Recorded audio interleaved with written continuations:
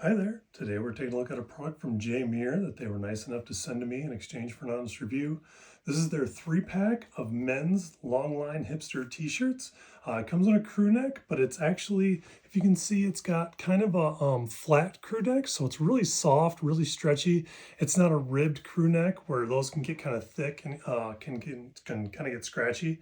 The next thing is it's got a nice X sewn detail right here that gives it just a little bit of detail, but makes it a little bit different than just a flat black t-shirt.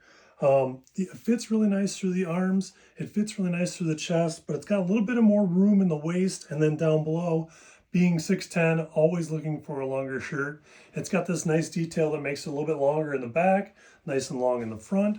It works out really well. I really enjoy it. It is also part of a 3-pack, so it comes, this is the dark gray color, and this is the khaki color that comes with it. They are nice, soft material, but also you can tell it's a thicker material, even though it's soft, that's going to last a long time. I hope this helps your buying decision. Thanks for watching.